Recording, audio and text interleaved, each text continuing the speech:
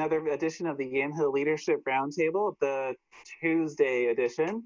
We've got a full house here today, but I wanted to introduce our newest member joining us, which you have Keisha Renee on yours, but I just know you as TK, and I actually realized I don't even know if I've ever seen you. But welcome, and what we'll do is I'll do the roundtable of who's here, and then I'll let you just do a few minutes before you have to jump off of this call. So we have with us today Commissioner Rick Olson from Yamhill County. We've got Commissioner Casey Kula. We've got TK from West Valley Chamber. We have Mayor Michael Cate from Amity. We have Brian Van Bergen, Yamhill County Clerk. We have Senator Arnie Roblin. We have Joyce Fleming from Representative Congresswoman Bonamici's office. We have Abisha Stone from SEDCOR. We have Joya Goodrum from McMinnville Chamber of Commerce. We have Scott Cooper from McMinnville Economic Development Partnership and his very classy photos on the wall behind him. We have Diane McLaren from Chemeketa Community College. We've got Commissioner Mary Sterrett as our phone-in. We have Mayor Scott Hill from McMinnville, who'll be joining us in just a moment. And we have Tyler Jansen from Representative Gomberg's office. So, yeah. Hi, Tyler. Welcome, and thank you for joining us, TK. The continued goal of the roundtable is to provide credible, timely information about coronavirus in all of its forms. And what would you like to tell people from the West Valley specifically?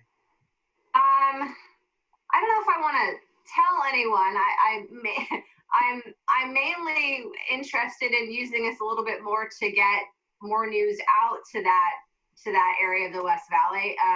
I think that social media is great, but it's also like of everything, and it doesn't really. I'm trying to get a little bit more specific information out there using whatever means possible, and so this is kind of a good info for me, and at whatever point, if I have something to contribute, I will, but I think I'll probably, at least for the first few ones, I'll just be listening. All right, well, welcome. Sorry it took me so long to get West Valley business leaders onto the roundtable. No worries. All right, but you know, better late than never, number 44 or 45 or whatever. But thank you for joining us today. Thank you for including me. Yes, and before we get to really focused Yamhill counties, I'd love to ask Joyce Fleming if there are any congressional updates you'd like to share with us today. Well, thank you, Commissioner. As you know, it is August, so members are at home and meeting with constituents. I think most of the meetings seem to revolve around several constant themes. Social justice, schools reopening safely or having what they need for distance learning, struggling businesses, housing, childcare, and then kind of overriding all of those is the clear need for another stimulus bill. So I think, as I'm sure everyone knows, the House was back in session on Saturday. They passed a post office funding bill for in the amount of $25 billion. That bill has gone to the Senate, and we'll see what the Senate does. Right now, Congress is scheduled to reconvene after Labor Day. If a smaller stimulus bill were to go through negotiations, then that could change, but we just haven't received any indication that is imminent. So, and speaking of meeting with constituents, the Congresswoman is holding her Yamhill County electeds meeting tomorrow morning at 10 o'clock. Thank you, everybody who has RSVP'd. For those of you who can join us, we're looking forward to the discussion. And if you have any questions, don't hesitate to reach out. Thank you. All right, great. And there are other questions for Joyce? All right, thank you very much for the congressional update. And I'm going to move on to Senator Roeblen. It sounds like Representative Gomberg will be joining us shortly, but Senator Roeblen, what would you like to tell people today? And thank you for joining us again. Thank you. Casey and I had a little conversation. I know Mary Stewart was on a conversation with the group out at the Delphian School.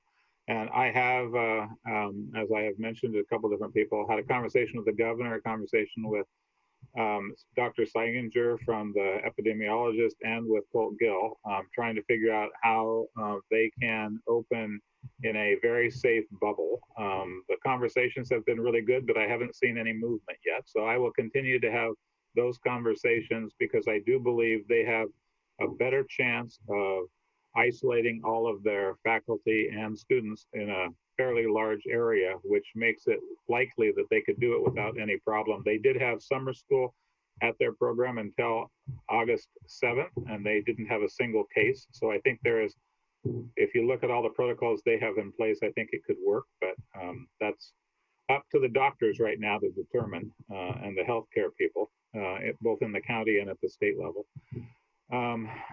Other than that, we keep hearing rumors that there may be another special session in the works, things like liability that haven't been done yet, some other kinds of issues that are continuing to be focused out there, but there is no current plans for that. We are having, starting the 21st of September, legislative days, so all of our committees will be meeting again.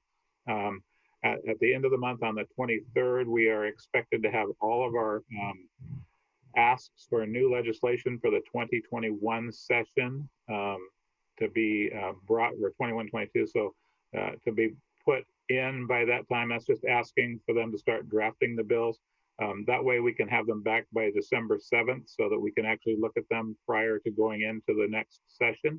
I will not be there, but I do have the ability to put forward concepts and bills. So if there are people on this call, and I've done this my entire career, I don't have to agree with the people, but if there are people who really have an issue or an idea that they would like presented as a representative government, I would be glad to put some of those in.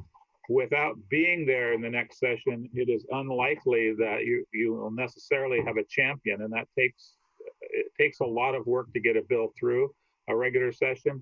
So I would encourage you, if you have an idea, I'd be glad to host some of those ideas, and then you're going to have to figure out when they come up and so on, whether you're going to support that concept or that bill. But if you want to get your voice heard, I'm glad to be a part of that. And I know that Representative Gomberg is also willing to do some of that as well. So that's kind of the things that are unfolding. There will be another legislative days as we get closer to December before we come into the session. So keep in touch and looking at what's going forward. There is a possibility that there could be a short session if we figured out some of this stuff right after the election, so that we are out of the campaign kind of thing, which make it hard for people to want to come into the building. We dodged a bullet in a one-day special session. Things could have gone wrong, and then it's hard to get out of them. And back in 2002 and 3, they had a number of special sessions that went on for a long time because they couldn't figure out how to get out. So that worked out as well as could be expected. And I guess the other one is that you know that the money is now getting out there for venues. So hopefully, we've talked about that a couple of these times. We've gotten that people are getting their asks in.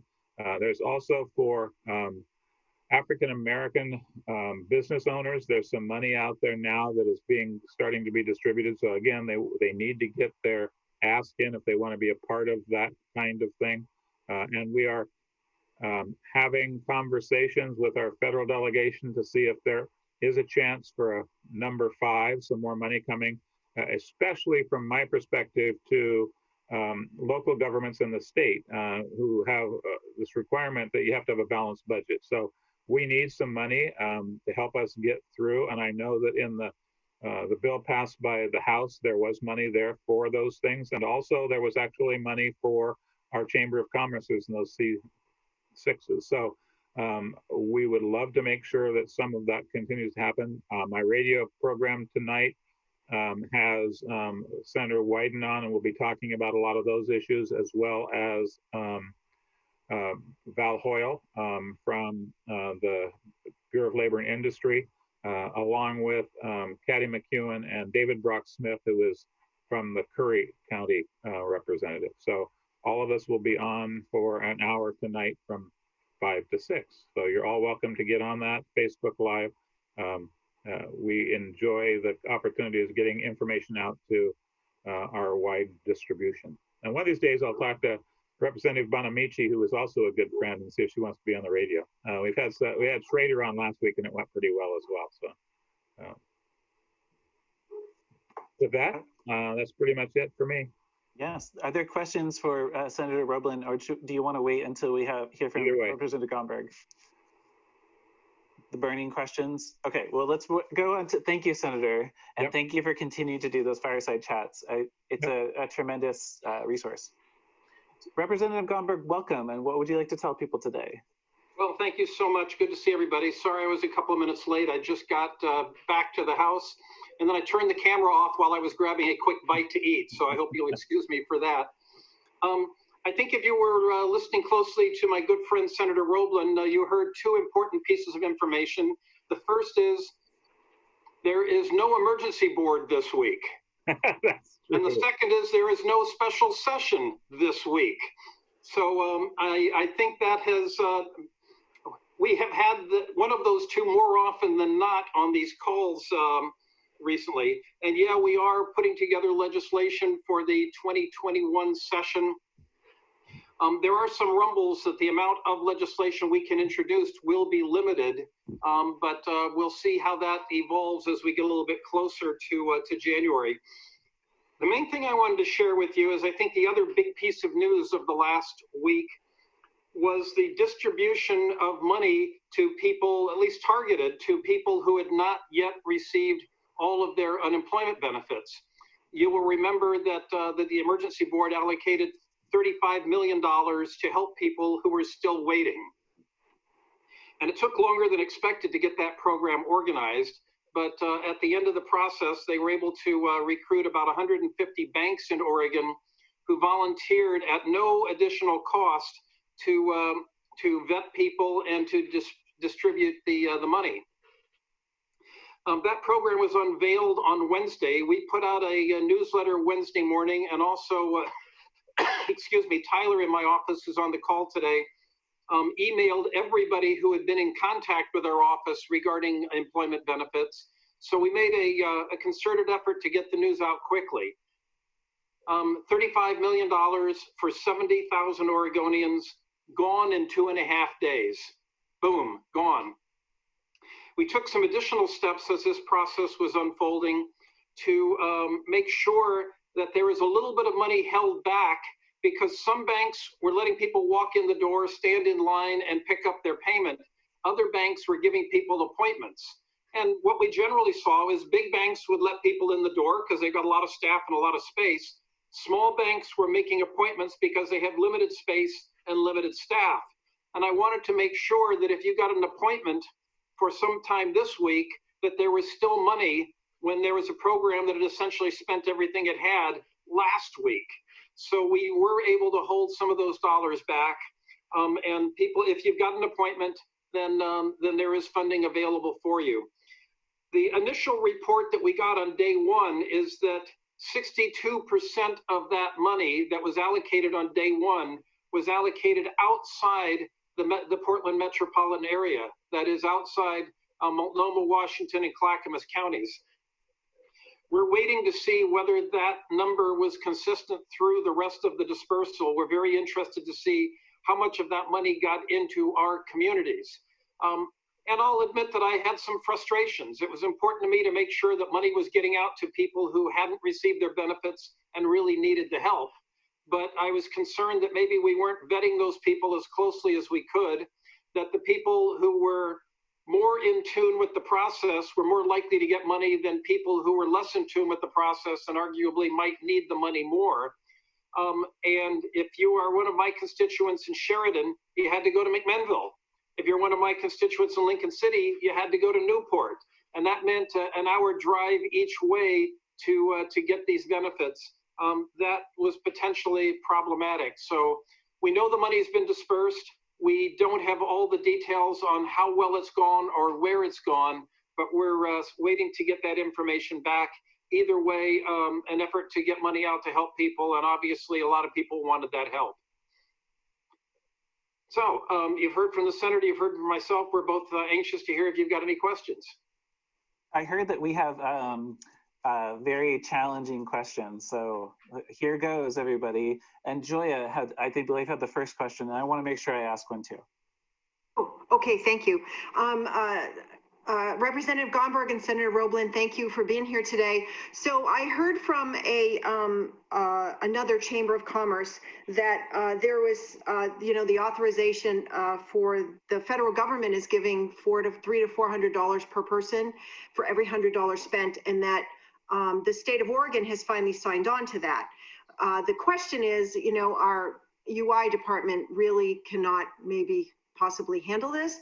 So I just wondered where we were in the process and what that meant for those folks that are still waiting, because I can't imagine that 70,000 people were all that were waiting, but perhaps you obviously probably know more than I do. So thank you. Well, let's start by saying that the federal supplement is not just for the 70,000 people that were standing in line saying that they're not getting all the benefits. It's for anybody who would qualify for unemployment compensation. Is our state employment division ready to handle that program? I'm not completely clear on the answer to that yet.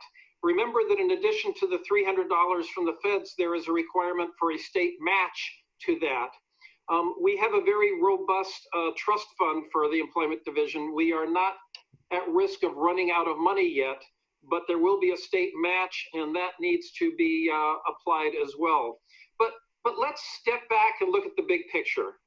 On one hand, we have people that are out of work, and standard unemployment benefits are not going to be enough to see them through. And we have people that are concerned about going back to work, that maybe there's more and more jobs that are available right now, but we have people that are concerned about accepting those jobs and putting themselves or loved ones at risk. So that's a concern. But we're also hearing from our small businesses that if we increase unemployment compensation, in many cases, people will earn more money not working than they are working. And that creates a disincentive for people to go back to work. And as busy as the employment division is right now, I am not seeing any indication that they are following up very much on people who have not met all the requirements for benefits. That is, that if they've been offered work, they have accepted it, or that they're doing a thorough search for work. I'm not hearing that there is much follow-up on those requirements to receive the benefits. So there's a lot going on out there right now, and the $300 is one part of that. Arnie, I'm sorry if I jumped ahead of you, but that's my sense of where we are with this change in benefits. Dave has actually been on top of this more than maybe anybody else in the caucus, so I appreciate that, and I appreciate going first. I would say that we know the one thing that money coming from the federal government coupled with our others, those people who have already been getting benefits will qualify. They know how to do that. They've been doing that pretty well for a while. The problem and the opportunity is that all of this money is being spent in our community. So this is probably the biggest stimulus package that we have going for us right now for all of our small businesses that are staying afloat. The reason they're staying alive is because the people have some money to spend on their food, their housing, and the other kinds of things. So it is hard to imagine families living on what they get for unemployment, even with a little bit of extra. Which makes you wonder how hard it is for them to make it on a minimum wage job with a family. So it is not an easy time right now for any of these people. Businesses do need employees to come back to work. I think we're getting a better idea of how to keep our employees safe. I think we are having fewer and fewer outbreaks, and those that we're having are happening in places where there's a lot of people in one space, not in the little stores and our grocery stores, though there have been cases, have limited cases. So I think we're getting better at that.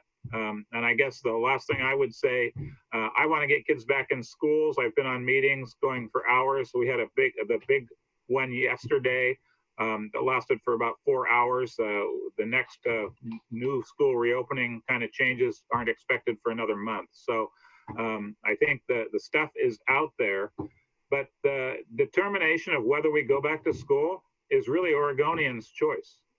If our Oregonians don't continue to distance themselves, wear masks, and do the stuff, if there are people who still believe this is a hoax, then we won't be back in school. And that's a choice. I mean, we all get to make choices in our lives on whether or not we think this is important.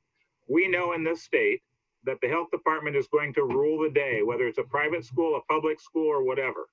And unless we get those numbers down, we will not be back in regular school. And there's 14 counties now that can actually allow first K through 3 to start in the next couple of weeks. A couple of my counties are those counties that get to do that, and I know the school districts are planning on doing it with hybrids. There are 2 counties in our state that have met all the requirements except the state requirement to have K through 12 schools going back, and they will be coming soon. They made a lot of exceptions for really small schools in strange places to be able to open their schools. We have one school that has 2 staff and 2 students. They get to open because none of those 4 people are sick. So there are, just so people know, we have about 10 or 11 school districts which are huge, and we have 10 or 11 school districts that have less than 10 kids. So this is out of the 197 school districts, it's a big smorgasbord of how we're going to make this work. And I think the department is doing a better job of noticing the differences and trying to give smaller places opportunities. So, but again, it happens when we as Oregonians get together and get back to getting numbers like we had when we shut most of the stuff down. Even though Oregon never shut down a lot of our industry, we got numbers that are exactly what we need to have schools going. So if people want schools to go, whether they like the wearing masks or the social distancing or whatever, that's the only way it's going to happen. So I just hope that people keep saying they want schools to open, but then they don't act like it. So that's important for me to say here. So good luck with all that. All of you people listening out there in Yamhill County, let's get your numbers down. I don't want Coos County and Tillamook County to be the only ones with schools going. I would love to have all 7 of the counties that I represent have kids in school. Can you imagine the bragging rights about that? Senator Roblin's district, the one with everybody on it. Well, thank you really for those very inspiring words. And I have 2 questions, but it looks like Abisha Stone and Commissioner Olson both have questions for you. So Commissioner Olson. I guess mine is more of a comment than a question to the senator and our representative. Is there's no doubt that the $500 check program, the word of mouth got out faster than anybody anticipated. That's why the money only lasted 3 days, except the holdback money that was mentioned for those that made appointments. My real concern is if we would have another program like that, and being very familiar with our local on-point credit union, that about 85% of the people that were backed up almost the length of a shopping center to take advantage of that, about 85% did not have masks and were not social distancing. So it was an ideal situation to spread the COVID virus. If another program like this happens, what is being taken into consideration to ensure that the actual social distancing and the mask ordinance are upheld? I think it's a really good question, and I think we'll have to look at it. I do not believe that anybody anticipated what happened. I do want to say that I was really impressed with the number of banks and credit unions that stepped up to do this for nothing. So, I mean, those employees were out there working hard. A lot of people were doing a lot of work, and they were getting nothing for it. So this was another one of those typical things where Oregonians come together to solve a problem. We need to figure that out with respect to social distancing, because we don't want the fact that we're giving money to people to be another one of those hot points for getting the virus spread. So you're right. We need to figure that out. Maybe you just say, if you're in line and you don't have a mask, you're not social distance, you need to get out of the line because you're not going to get any money. So we'll have to figure out something to make that work better in the future. All right, thank you. And then Abhishek. All right, trying to unmute you. Thank you, Commissioner Kula. And always thank you, representatives, for your updates. So I'm hoping to shift the conversation just a little bit and have a couple of questions for you about childcare and how that's going right now at a state level. So I've been talking to a lot of our traded sector partners who, as I have shared, are struggling to find employees. And several of them are now looking to develop on-site childcare as a benefit program for existing and current employees. I'm also hearing anecdotally from many of those childcare service providers that they're getting upwards of 20 calls a week from parents that are desperately looking for childcare. We're having childcare centers close, in-home centers close, quite a few infant care centers close, and a lot of that is related to the cost associated with regulation for maintaining appropriate social distancing and PPE requirements related to COVID. So I have a couple of questions here because, again, anecdotally, I'm hearing those folks say that they're sending people to 211 to try to identify services, and that services are really not available through 211 either because there just aren't access to service providers. So I'm curious if any of you are aware of how that actually looks through 211 and through the state referral system, and if they do have access to service providers. I'm also curious to know what sort of momentum there is and conversations being had around creating incentives or maybe decreasing barriers to service, maybe costs associated with daycare service providers opening businesses. I mean, as an idea, right? So what is ahead for these folks, and what is being done to help ease this burden? Thank you. I would say that we haven't done as much as I think we should. I know that, yeah, the early childhood has more money because of the Student Success Act that we passed last time. They've been trying to figure out what are the rules and regulations. The clearest statement that we got from Colton people is that if you can open up a childcare as a public school, then you can open up K through 3 schools because they have some of the same restrictions engaged.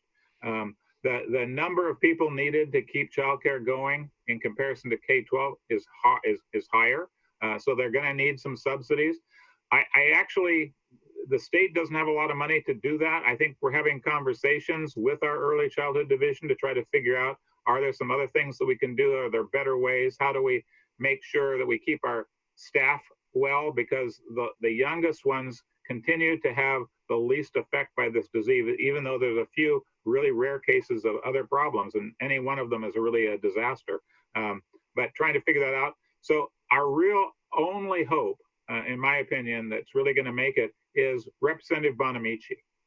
This has been something that she has worked on since she got in the legislature, and both in the legislature and when she went back to Congress. And I know that she has some stuff that was in the bill that went through over to the Senate. We have to have a partner in the federal government for childcare to work, and if we really expect to have the economy come back, childcare is going to be a major factor of that. And I think what people have recognized is that K through 12 is a big childcare facility for most of our working people. And when we don't have it, we have a problem. So I can't give you a good answer, but I am a little disappointed that we haven't figured out a way to do this one better and to subsidize more of the programs, because they aren't coming back if we don't. You can't afford the people. So what's happened is we're going back to what we did before, and that is if you have a relative or a group of people who can give their kids to another friend and they take care of all of them for everybody, it's the only way it's working right now. And that's not, we have been a desert, and we are more of a desert now than we ever were. Sorry. So the only thing I'll add to that is it looks like we are steering into a perfect storm if we don't have our kids in school and our parents want to get back to work, but they don't have anybody to take care of the children who are home. I do think it's important to point out that we have streamlined the process for licensing as a child care provider. It's easier than it's ever been before. If somebody is staying home to take care of their kids and they want to make a couple of extra bucks and take care of somebody else's kids as well, they should make that call, find out what's involved, and see if there's a process in place where they can be part of the solution in broadening the amount of services that we've got available. Yeah, thank you for that addition. Abhisha? No, thank you. I appreciate any thought and momentum behind this, and I appreciate your comments as well, Senator and Representative Gumber. Thanks. And then my first question for you, maybe there's some more questions here. All right, my first question would be, what do you expect to come out of the hearings this week on the employment department? Are you expecting something to change or just more information? You're still muted, Artie. This is a part of the annual sessions. We have legislative days as a part of what we've done. It used to be that each committee could pick their own time and have it, but that meant that people were coming and going from the legislature at all different times. So we streamlined that by saying we were going to have these special 3-day sessions where all the committees met to have conversations. So really what these are about is talking with your committees, to follow up on work groups that you may have had working on different things, to follow up on any kinds of bills that the committee wants to offer up so that we can get them into the attorneys and to start drafting them. It's an opportunity for people to hear what's going on. So example would be my mental health committee will be hearing from the state's mental health. The governor has a task force on mental health that's been working. We had a meeting yesterday as well. I had to leave that one to take the other one on schools. But we're going to be hearing from them about what are the recommendations they're making to the governor for her budget and whether or not we should be doing other things and have any bills that the governor's not going to put in that we think are really important. We give an opportunity for all of our committee members to have committee bills if they would like to. So it is a time for us to start getting ready for the next session. This is such a weird time because we don't seem to ever be out of session with this COVID thing going on. But this is a part of the regular process to get ready for the big session coming up in February. And so in the midst of all this other chaos that is caused by the virus, we are trying to keep on track with how we run a regular session to get ready for it. We know that next session, we're about $4 billion short right now. So all of these committees are going to be looking at those kinds of issues as well. But again, an opportunity online for people to hear what's going on and to offer up suggestions about things that they think are important, whether it's on mental health, human services, natural resources, and those kinds of things. One of the other things is always the appointments that the governor wants to put out. The Senate takes care of those during the legislative days. So we anticipate there will be some nominees for the Forestry Board, which is down, I think, 3 people right now. So can we find the right mix of people to be put on the Forestry Board? Those are the other kinds of things that happen during this regular part of a very irregular time. So, Commissioner, you asked about specifically the hearing where the Employment Division is coming forward. I will tell you what I do not expect to hear. I do not expect to hear easy answers. I don't expect to hear anything that's going to get more money out more quickly to people that need it. I don't expect to hear news about how we're getting easily more Oregonians back to work. As you know, the legislative members have been meeting regularly with the governor's staff and with agency heads in telephone conference briefings, which have not been open to the public. So I think primarily what you're going to hear now is an opportunity to get a lot of that information out on the record and available to the public, and to have those questions asked in an open committee meeting rather than a closed conference call. And I think that's constructive in the environment where we're working here. Okay, thank you very much. It's helpful to know at least what you're expecting out of that. And I forget that not everybody can see the emails of confusion and desperation and anger that I receive from people in our community, or for people in all over the state. Burns. You know, I get emails from all over the place, as probably our fellow commissioners and you guys do. Yeah. All right. Thank you very much. Are there any final questions before we move on to commissioners? All right. Thank you very much. Commissioner Sterrett, what would you like to tell people today, and welcome?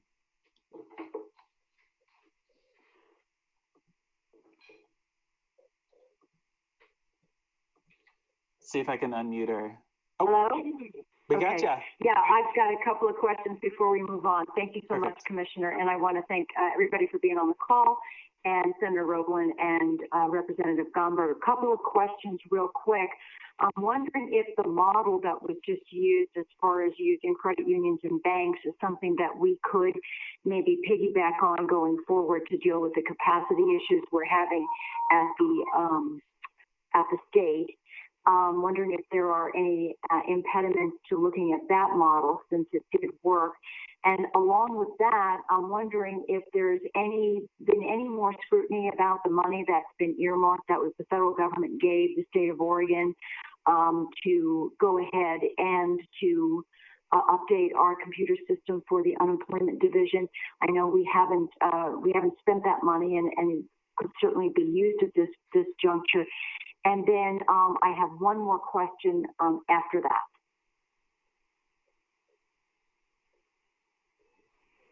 So the problem with UI is that they have to make sure that the person qualifies for it, whether that qualification is a regular unemployment insurance and they have to show their employee and all that kind of stuff. Much of that records they already have. We've done some things to get them records of income tax so that they can find out if you were a sole proprietor, your own business, could you qualify for the PUA program? So they're getting the information they need now. That takes individual people looking over all of that information. Banks don't do that, and they certainly wouldn't do it for free because it's a lot of extra time and effort. And if you don't do it, then we have to pay the money back. So it's really important to get it right the first time. With respect to the money that the federal government gave us to fix it, we have had really bad experiences with new computer programs in many of our agencies. And when they first came back in 2010 with a plan, the plan was, I guess Betsy Johnson said it best, it made no sense and wouldn't have fixed the problem. So we were concerned and said, go back and come up with a better plan, show us how you're gonna get the kind of new equipment and the kind of new programming necessary to meet the needs. They never came back with that plan, so it's been difficult for us. But spending money because we have it to get a program that isn't any better than the one we have would be a very, very bad way of spending money. So we've got to figure out a better way to figure out what kind of program works. And I think there are some places out there. Utah is a good example of one where they seem to have been able to handle this much better than most. But the reality is, most every other state was having the same problems. From New York to New Jersey to California, all of them were having UI problems.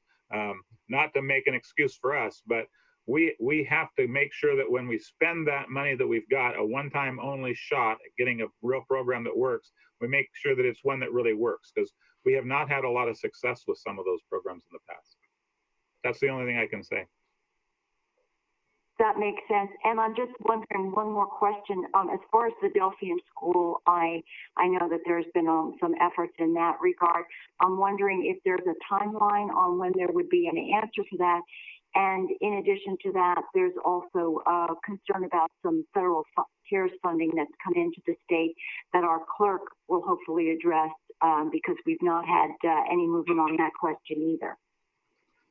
So when it comes to Delphian, every Thursday, the group of doctors that make up the 20-person panel that makes these decisions meets. And I was hoping last Thursday, because I got a hold of them before that, they might come up with some new answers. They did not. So I guess what I do is look forward every Thursday and try to make some other calls to encourage them to make a different decision each Thursday. So that's all I can say about that one. Thank you. Maybe Representative Gomberg can address the question. Our clerk might actually be able to flesh that question out about the CARES funding for election upgrades. And I was about to add one thing to that, Commissioner Sarah, is that after County Clerk Van Bergen sent us that great series of information, thank you. I sent that on to Nick Blosser, Chief of Staff. I mean, I don't have the governor's cell phone number. Apparently some county chairs do. But he said that it was something that was new to him and that he was going to get back to me. So it was not your typical or more familiar, like the answer that goes nowhere. I'm going to follow up with him, if that makes sense. Well, I would also add to that when the emergency board met, goodness, Arnie, was it a week ago? Yeah. Last emergency board meeting, Yep. that we did have a proposal that was sending some of those CARES dollars to the Secretary of State for election security issues. And so those dollars have been forwarded, and Secretary Clarno should be working on this problem. Good answer. But hopefully some of that money will come. Yeah, just hopefully that money is also supposed to be used at the county level, and we want to make sure, even though there is a state match, that we do have access to that, because we are going to incur some costs, obviously, to mitigate for social distancing and everything for the and equipment for the elections.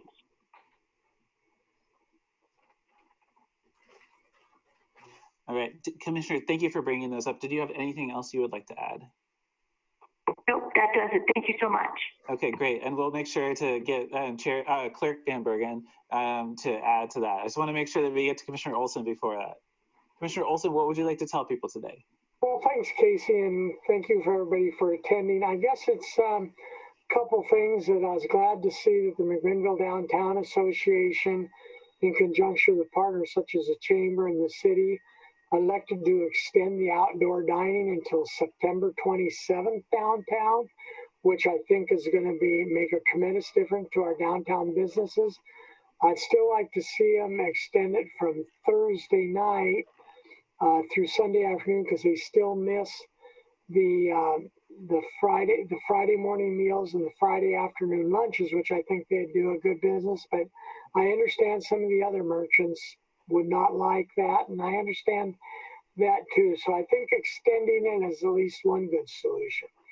The other question I have is, and I don't know if anybody heard this morning, that the CDC has recommended changing the guidelines regarding travel restrictions, and they came out with a new guideline that basically says, forget the 14-day travel restrictions, but when you travel back into the country, you have to adhere to the mask and the social distancing requirements. And I'm wondering if that is the case, how that impacts what the governor's executive orders and how that impacts the citizens of the state of Oregon regarding the potential travel restrictions that she plans, if she does, that she plans on putting in place.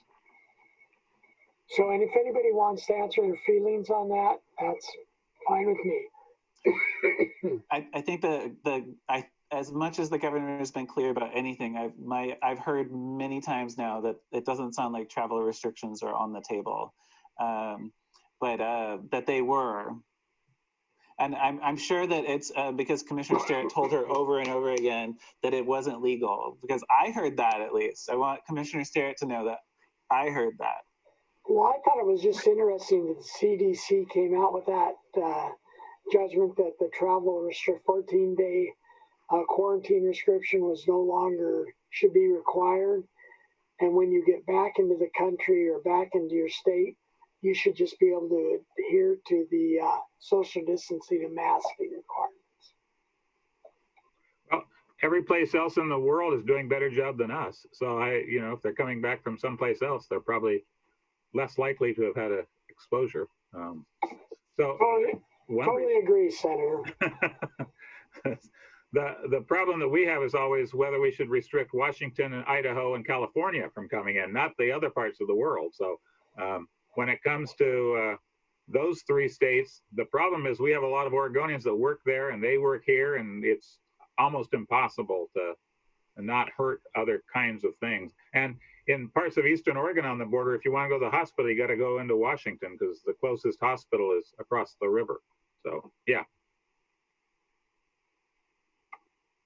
All right. Well, thank you. Clerk Van Bergen, what would you like to tell people today? And welcome. And for those of you who missed Brian Van Bergen's explanation of election security and COVID precautions from last week, I encourage you to listen to Friday's recording, I guess we call it.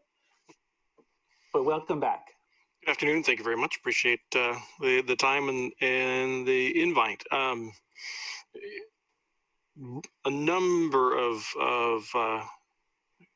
confusing things. CARES Act funding is one bucket. CARES Act HAVA funding, another bucket. The HAVA being specifically targeted towards fulfilling our role as election professionals. And then there's yet two more buckets of election security money coming from the federal government. So there's really four buckets of money that could impact or might impact elections officials across Oregon. It is wholeheartedly true that we've already received some of our specifically election security money here at the county level. The election specific COVID money is the HAVA COVID CARES Act portion. It's my understanding that that's the bucket of $5.6 million that it's still sitting because the state has not come up with a 20% match. So that's the odd little bucket that I'm hoping that Senator Roblin and Representative Gomberg can dive into a little bit after the call. Great to hear that Nick is perhaps looking at it also. That'd be great to hear from the governor's office if there can be some movement down that path. Specifically, if the state can't come up with the 20%, I'd like to find a way that the county can come up with the 20% of our little portion. As we could certainly use that to, like I was telling someone earlier today. There are things that we would like to do, equipment that we would like to purchase that not only help this particular election, but when we buy equipment that helps us for 10, 20 years. So it's a good thing for not only getting us through the COVID bit of the complicated elections coming up, but it could help us for a long time to come. Lots of electioning things happening around. Deadlines this week and next week. So there's city candidates, some city council races and mayoral races that have little or no interest across the Yamhill County, and some where there's a lot of interest. So some voters will see the dreaded no candidate filed on their ballots, and some will actually have a contest. So it'll be interesting this fall. So you know anyone that wants to run for a city council position, call up your local city.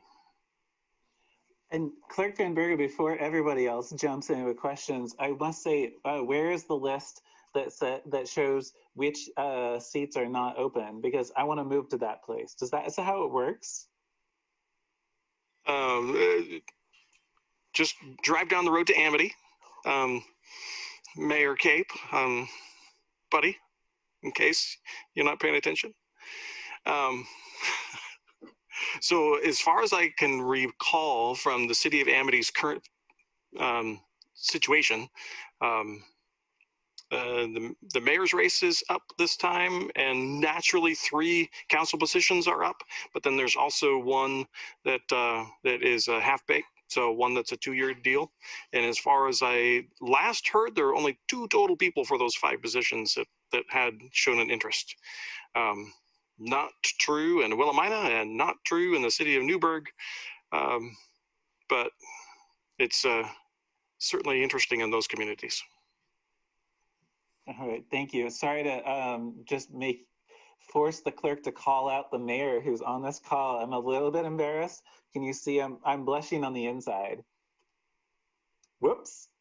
But we're out just across the hill, so and I'm trying not to type while listening, but I did follow up with an email to Chief of Staff Lasser about that. And specifically, I had asked him whether it was possible for counties to provide the match in accordance with your comments there. So are there other questions for Clerk Van Bergen? All right, thank you very much. And sorry, Mayor Cape. But with that, so let's move on to mayors now. And just so that we calm Mayor Cape down a little bit, I'm going to go give him a little time, go Beavers, to go with Mayor Scott Hill. What would you like to tell people today? Thank you, Commissioner, and thanks for those that are on the line participating and those that are watching at this particular time and those that will be watching through our YouTube. I know that Commissioner Kula had an opportunity to meet with a number of county chairs and talking to the governor, and I think that was last Friday on the 21st. Last night, there were a handful of mayors that were called to have the same discussion. There were about 20 of us, and we went through the same information. And I just wanted to summarize that very quickly, that our positive case counts have stabilized, but understanding that our goal for K through 12 classes are going to be at a 10 per 100,000 of people per week. And right now we're looking at about 47.8. So we're a long way away from that. We've had discussions about that. And also our positive testing, that's a little better. We have a goal for schools to be in class learning at 5%, and we are at 5.4%. But again, we're looking at multiple targets that need to be reached. At the current rate right now, we're looking at about 200 to 250 days before we will be in compliance to be able to have all of our K through 12 back in school. That's a whole school year. And so with those items being shared, the governor is as passionate today about us putting forward what we need to be doing. And we had a good discussion at cities, and there are 4 mitigating actions that she feels needs to really be watched. And the first one was compliance with wearing face coverings. And what she suggests that we can do is immediately increase local enforcement and education, with a lot about education. We asked her if we could, with the mayors and along with her, get some educational pieces out. We've done a lot of that through the state, but again, very specifically locally. Compliance with the Oregon Health Association and OSHA guidelines for workplace compliance, and again, immediately conduct and expand our county inspections of our bars and restaurants. Effective contract tracing, improve our matrix in certain counties, more support, more oversight. And then lastly, compliance with the isolation, the quarantining, leading to economic support. And again, immediately improve connections between case investigators and local community-based organizations providing economic support, including food, access to time loss funds, etc. I did report, and Commissioner Olson, you did a great job on talking about our Dine Out McMinnville program, but I shared that with our state partners, and the governor really enjoyed hearing the success of our McMinnville Dine Out. And we're having success because we won't serve anyone that isn't in compliance.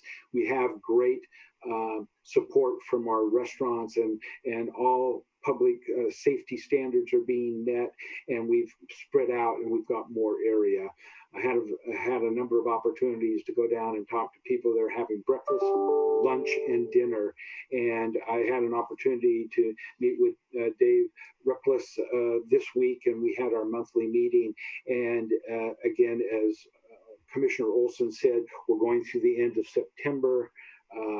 Their survey has, and we're getting more involvement with retail supporting the Dine Out, which is getting more people out, and we're having an opportunity to see more economic growth from that perspective. The other piece that we had a discussion about was in Eugene and Corvallis, where the large schools, universities are coming back, and the big parties that are happening with our students, and that's a big concern statewide. We were reminded that for private meetings, 10 or less is the maximum that we're supposed to be together. If you're in an outdoor venue, it's 100 or less. Had an opportunity last week to meet with President Miles Davis over at Linfield, and I happened to be there on the second day that the freshmen were back. And he shared with me, and I asked him very specifically that before each student left their home, they had to have a testing, and they had to come up negative. When they got to school, they were tested again. And there is a closed campus situation at Linfield. All students are wearing masks. Dillon Hall has been expanded into a tent, so when they're eating, and classrooms are not open, so there's no place to congregate at this time. And they said that they've tested 500 students and there was not a positive test. And if there's any symptoms, they're going to be moving very rapidly to take a look at that and take care of that from that perspective. Last thing I'd just like to shout out this evening, we're pretty excited at the council level that we are going to have our first 2 youth go on committees. And one of them is going to be going on the planning commission. And we know how time intensive that is. And we had an opportunity to meet with that youth. We have another one that's going to be going on our McMinnville Urban Advisory Committee that helps spend money from our urban renewal area. 2 phenomenal youth. We're excited that we had that kind of interest. And then this week I have an opportunity to interview 4 candidates for our McMinnville Urban Renewal Advisory Committee. And again, so we're seeing good volunteerism even amid COVID. And so with that, again, some great reports, but again, reminding what the governor says, that we need to follow those 4 areas so that we can curtail the incidences of positiveness with COVID. So thank you.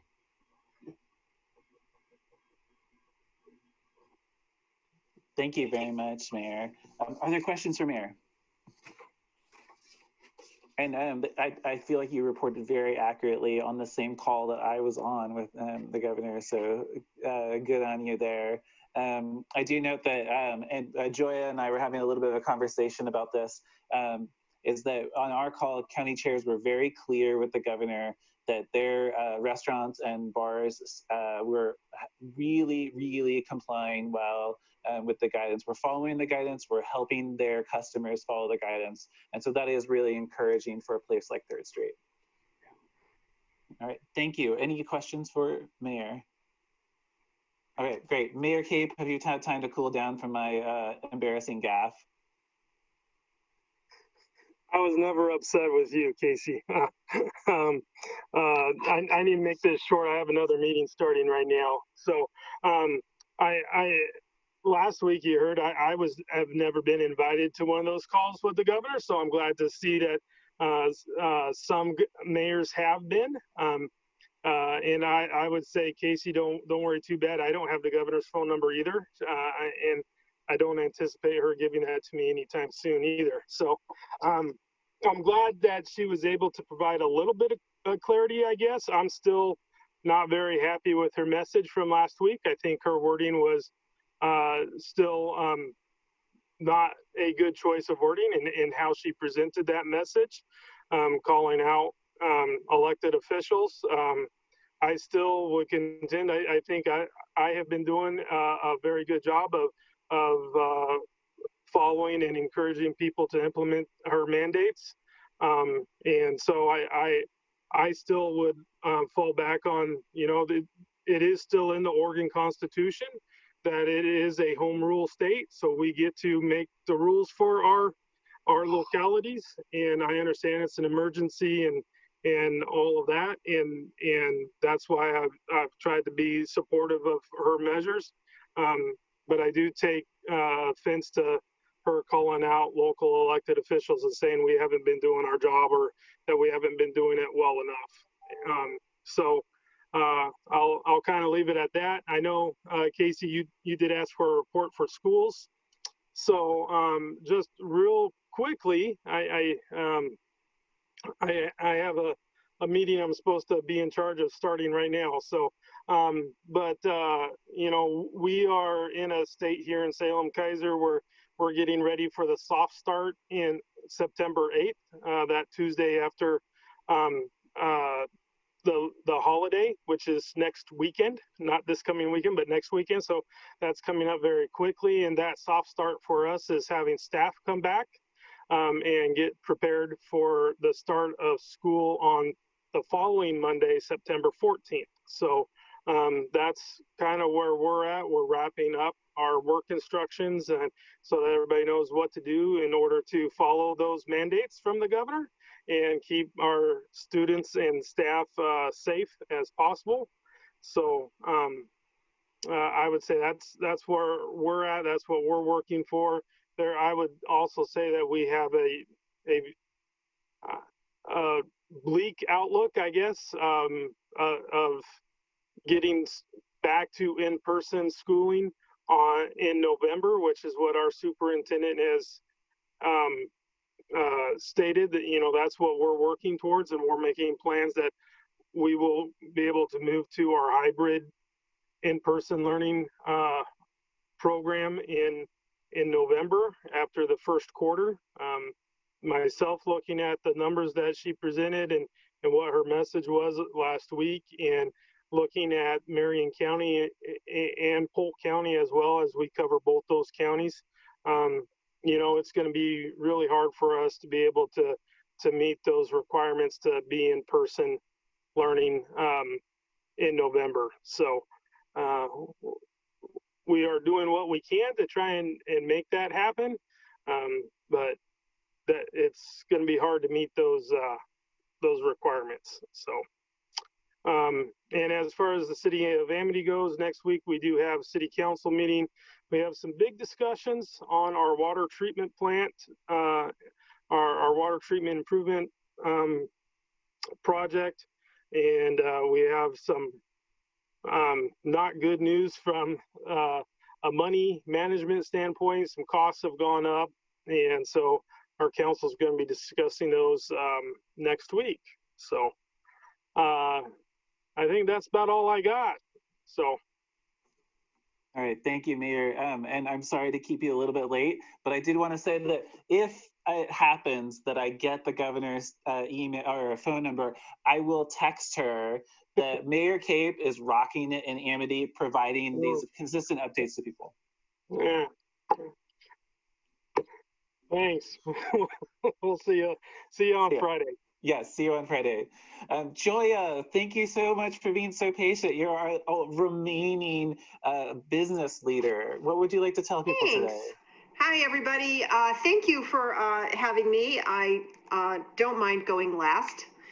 So last but not least, right? Couple of things. We still have some PPE. Thank you to the county emergency manager for giving us, we don't have a lot, but we have some masks left. So if anyone's interested, they can reach out to the chamber. Abisha was going to update everybody on the county. So the county, the Business Oregon has a tri-county grant. They closed it because they were at the end, and they still have some money left. So if there's a business out there that needs some funding, some assistance, if they go to willwp.org, willwp.org, forgive my cat, they are open through the 31st of August if you would like to send in an application for that. And the city of McMinnville had a grant that we are still waiting from from Business Oregon to post the application. So we had notified our membership that that application would be going up this last week, and it didn't. And we're still waiting, so we don't have a date, but hopefully that will be coming up soon. And that's all I have. Thank you. All right, great. Thank you very much, Joya. You bet. And my assessment is that the governor is not going to be shutting down restaurants and bars, but maybe that's just my reading of facial expressions plus words. But it was clear to me that it was a call to arms of sorts to elected officials to do what they could, which I must say did not go over well with many people. But thank you. I hope that that helps at least give you a little bit more reassurance. But I think that Senator Roebelin spoke very well to that it really is upon all of us at this point as Oregonians, elected officials, business leaders, or just regular people who don't have a string of names in front of words in front of their name, we really do need to do what we can. A lot of what has been seen is when we say community spread, is it's not a link to a protest. It's not a link to a restaurant. It's a link to an informal gathering, a party down at the river. And then we are still seeing, because the state has been proactive, arguably proactive, maybe reactive, and doing testing of congregate care facilities and long-term care situations, senior living homes, is that we are seeing spread related to those now as we get tests for those. But one of the really exciting things is that we didn't see a tremendous increase in positive test results because of there were none that seemed to be strongly associated with the Virginia Garcia Tuesday clinic last week. And I feel like that's a really good example of one of our healthcare partners really stepping up. They provided an all-comers testing platform to people with symptoms and without symptoms, and people at high risk and not at high risk. And a lot of people were really reassured that they got negative test results back. So, Senator Roblin, what would you like to add to that? Yeah, I was just going to say, what we've been finding in my hearing, the things that David Gomberg mentioned earlier, is that we have these weekly meetings with the governor's office, weddings, other social gatherings, impromptu family get-togethers. Those are where a whole lot of these things are coming from. And the other one is, like, the biggest outbreak we had over in Eastern Oregon was from a church. So it's everybody taking it seriously. So if you're having a church, there are ways to be 6 feet apart and wear masks and do all those kinds of things. Singing might be a little bit harder with a mask on, but the reality is singing is one of those things that spreads it. We've already found that out in a couple of different situations in our state. So making sure, if you really want schools to open, making sure when you're in those that you're encouraging everybody else to do the right thing. Social distance, wear a mask, wash your hands. I mean, it's not that difficult if people just make the determination that they want to help everybody else out in the state to do some of these simple things.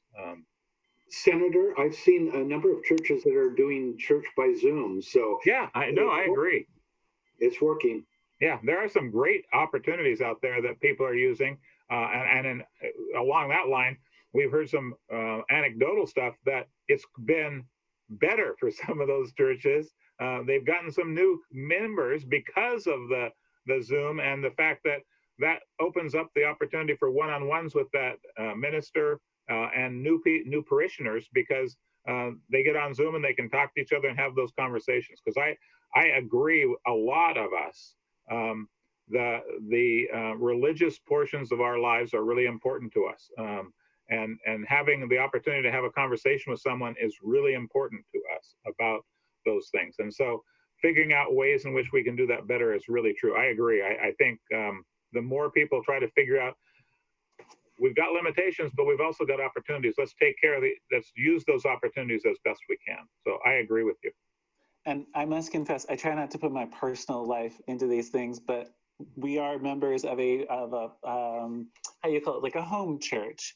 It's really more like farm church, though, because we go from farm to farm. And we have also, because of the immunocompromised nature of some people, we've gone to Zoom. And, it's actually pretty amazing what you can do with a video conference, even though it's not hugging and, yeah. Yep. So I've been grateful for it, but I hope that we can get more people on board with taking the steps necessary. Unfortunately, it's hard all the time to be consistent, which is actually something we talked about on Friday's call. And I want to thank Representative Bonamici is having a meeting tomorrow, I think it is, with elected officials to try to keep in touch with everybody. I appreciate her willingness to reach out and have staff in these meetings. Because it's easiest to represent when you actually know what the people you're representing want of you. And she has been consistent at that, both when she was in the legislature and now as a congresswoman. So again, thank you for that. Yeah, absolutely. Thank you very much. Any last comments? Okay, well, I will see some of you at Congresswoman Bonamici's town hall. And I did like to note that we have our new, the updated school reopening metrics. And it looks like for Oregon, we're at a positivity rate of 5.1. So we have gone down slowly, but we have gone down, and we want to be below 5. And then for Yamhill County, unfortunately, we're at 62 new cases for the last week per 100,000 residents. And we've moved back up to 5.5% positivity rate. I'm not totally sure what that's related to, but I think we can do it. We need to be one of the counties and one of the school districts in Senator Roblin's district. So. All right, and remember, everybody out there, the folks who are here on this call are working for you. Reach out to one of us if you need something. And Clerk Van Bergen is going to be the busiest man in Yamhill County soon here, so think good thoughts for him. And we'll see you on Friday.